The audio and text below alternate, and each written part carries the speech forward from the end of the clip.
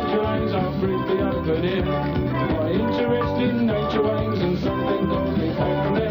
When I'm back in another way, noisy, dirty it may be, I don't care what people say, it's something belongs to me. And take me to all the way, take me to all the way, take me to all the way, take me to all the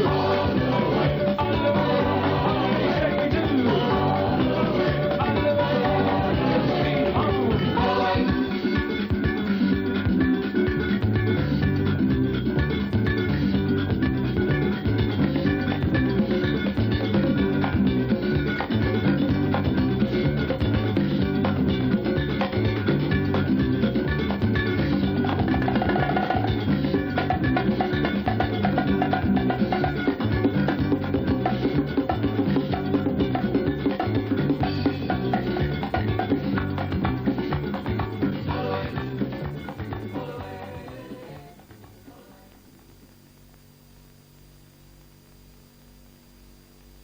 I feel absolutely sure that if local people knew what the government were proposing, there is no way they would support £20 million being spent on this scheme, which no one in the locality wants.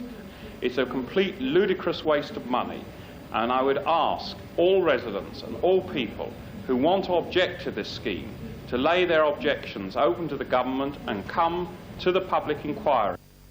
This inquiry that is now being called by the Department of Transport is one that we haven't called for, we haven't sought it, and we don't want it.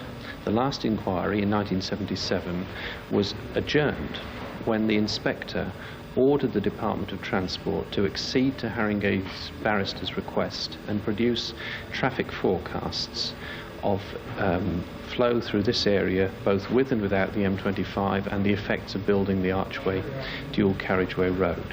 5 years later, the Ministry of Transport has still not produced that information, and we are demanding of the Minister that this information be produced, because we believe that when that information is produced, it will show that the Archway Road is not necessary, that it is an environmental disaster, and that it is going to be a very expensive disaster at that. Because they're talking in terms of spending £20 million on a road through this area, which will feed more traffic into Islington, which actually has a very low level of car ownership. And any area with a very low level of car ownership begins to wonder why £20 million of their money should be spent on a road they don't want to increase congestion and pollution for their communities. And so we are opposing it.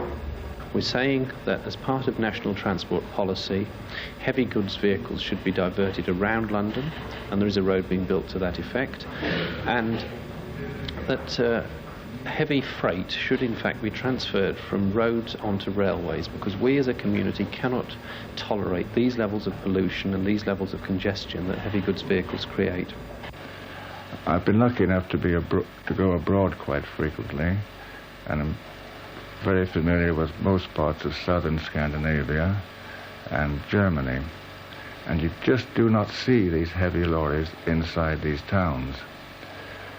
One reason for that is that they do have orbital roads, such as the proposed M25, but also there seems to be a very strict control about allowing any sort of heavy lorries inside a town.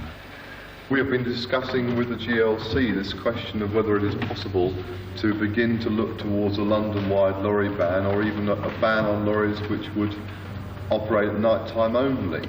We've also been discussing the question of the routing of the lorries. One of the problems we have is a conflict between our impression of where lorries are going in London and the impression that's been taken by the Department of Transport. I think there is enough evidence that we can put together to suggest that they are through journeys, and that we then ought to concentrate on trying to say, OK, the M25 is the alternative route. On the basis of a survey that was done where in fact the lorries were stopped and drivers were asked where they were coming from and going to, they estimate about 40% of goods vehicles over a 24-hour period would be diverted along the M25, and about 50% of goods vehicles at night. But the detailed analysis shows that in fact the proportions of the very heavy goods vehicles that would be diverted would be much higher than that. So there are quite a lot of sort of small lorries and so on included in the total. And when you actually take the heavy, very heavy vehicles, the over 25 tonnes, there's quite a substantially higher proportion would be diverted. There's a lorry group called CALM, I forget what the initials stand for, but they did a count at Highbury Corner. This came up at the last inquiry, and this was an actual count, it wasn't an estimate. 80% of the lorries were not going into London.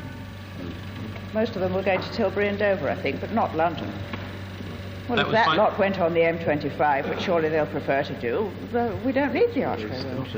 I think it must be realised that the Department of Transport is a department of roads, and it will build roads everywhere. It will build the M25, it will improve the North Circular, it will build the Lee Valley Road, and it will build the Archway Road and 101 other roads besides. So it's no use saying the logic is the traffic might be diverted by the M25. The Department of Transport won't take any notice of that at all. Yes, you, sir. I'd like to make a general point about the public inquiry system and the abuse to which it's being put. It may originally have been made with the good and genuine intention of having public debate and as a means of testing the feelings of a majority of people, which I think is the general idea people have of democracy. Well, you can't put your point of view. You can't discuss what's going to happen on the N25. You can't discuss the effect of any improvement in public transport. You can't discuss anything like that at all. The inquiry is completely rigged. They're a bunch of crooks. It's a Ministry of Road Transport which is there to promote roads on behalf of the billions and billions that the road lobby, i.e. people that own the Evening Standard and that make out of any roadway development. And I'd just like to tell you that from, sort of a campaigning point of view. The Secretary of State was also clear in his letter that the department wouldn't be changing from its policy about scope of inquiries, which they have consistently maintained should not include questioning of national transport policy, and that is a feature of all trunk road inquiries in this country. The background normally is the government publishes an intention fully. It then awaits comments or objections or support. And then they have a discussion meeting with the main objectors, and then they decide whether or not an inquiry should be held. But here, a year ago, he says he's going to hold an inquiry. They then drip the information out in August, September, October, change the closing date. But all along, we know perfectly well they intend to hold an inquiry and they've already got their minds made up. They've no intention of listening rationally to the points we're putting forward. We've got to force on them that we're determined to stop this thing. I also start from the basis that other speakers made clear earlier that we have to stop the inquiry, preferably before it starts, at second best while it's in session, by showing that the sheer range of opposition is such that the inquiry cannot physically progress to its conclusion. That's where we're going to start from. Now, what I want to do is give a quick report on what we're actually doing to achieve those ends. Firstly, we've already agreed, the GLC Transport Committee's already agreed to engage a firm of consultants to help us build up the case, the wider strategic case, based on traffic management, based on traffic restraint, based on controls on lorries, switching freight from roads to rail and water, based on public transport priority and so on. Based, in other words, on the policies on which we were elected. We do that not in order to present some wonderful blueprint to the inquiry at which we expect the inspector to say, wow, I've never seen anything as good as this. Obviously this must be better than what the government are proposing, because we are quite aware that things don't work like that. This is not an isolated case. All across London, where there are government-controlled roads, trunk roads, the very major routes which are still under the control of the government and not the GLC, those roads are being upgraded, widened, turned into motorways by the Department of Transport. They're currently planning to spend several £100 million on that. If we had the few £100 million that the government would like to spend on trunk roads in London, to spend that on improving the rail network in London, we could make really major improvements to to the rail network in London, and by doing that actually decrease the amount of traffic which needs to come into the centre of London. So we would actually achieve the objectives which the government claim to want to achieve themselves. You know, there's all sorts of ways of saying what efficiency is. We could say efficiency is getting a heavy lorry through London very quickly. That is efficient for the owner of the lorry and the person who's paying the fuel bill of that lorry. It's extremely inefficient for those people who are suffering from noise pollution because of that lorry, who are suffering exhaust pollution because of that lorry, who are suffering destruction of property because of that lorry, who in the long term are suffering loss of houses because of the building of roads to carry that lorry along. So there's all sorts of ways of assessing these things. The figures which the Ministry themselves supply in their book about the Archway, which I have here, the Archway Working Party report, I've extracted these figures from this official source.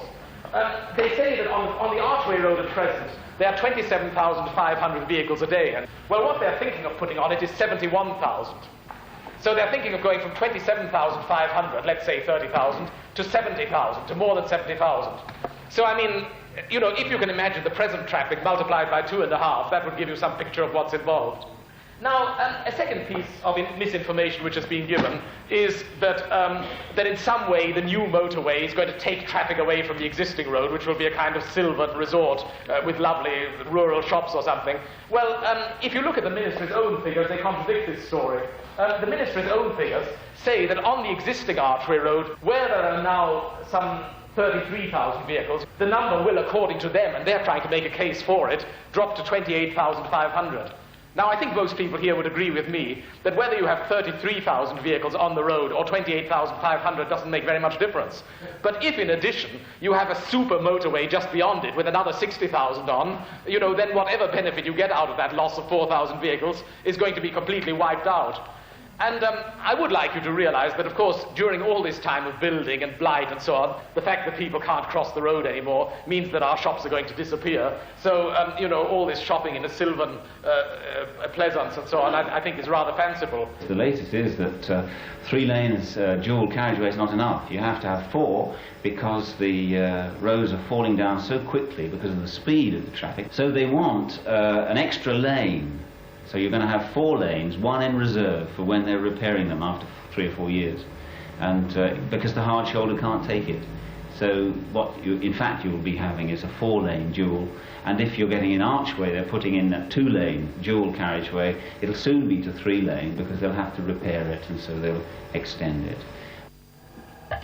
Well, this is a map taken from the London traffic study of the mid-1960s. It's the urban ringway radial system which was proposed in the mid-60s. It's a bit out of date now, but it's the main features are easily recognized, I think. Here we have the Archway Road, here we have the Hackney M11 link, and here we have the North Cross scheme running from Hackney Wick to Highbury Corner. And you can see on this map that one of the very busiest roads in the whole system was going to be this North Cross scheme, which was going to be the receptacle for traffic coming down Archway Road and traffic coming down the Hackney M11 link. Well, this route has now been abandoned, and so the major radials, the Archway and the M11 link, have lost whatever coherence they might once have had in road planning terms for London. But even if this road network were to have been affordable, even if it were to have been accepted that it was worth the cost of making 100,000 people homeless, it still wouldn't have been a solution to London's transport problem. What we want is the road or the line orders totally lifted. We want the blight lifted from the area. We want a statement from them as to what their transport policy actually is to prevent heavy goods vehicles going through London and to prevent the building of more major roads into Greater London. So I think part of the objections have to be to the very holding of the inquiry at all and asking for a discussion on national transport policy which will lead to the ending of the sort of fear and the sort of blight that is being placed on areas like this in London. There are very heavy lobbies in favour of building major roads in and out of great conurbations. In 1973, a very, very clear GLC election result when the motorway proposals were the subject of the election itself, and they were decisively rejected.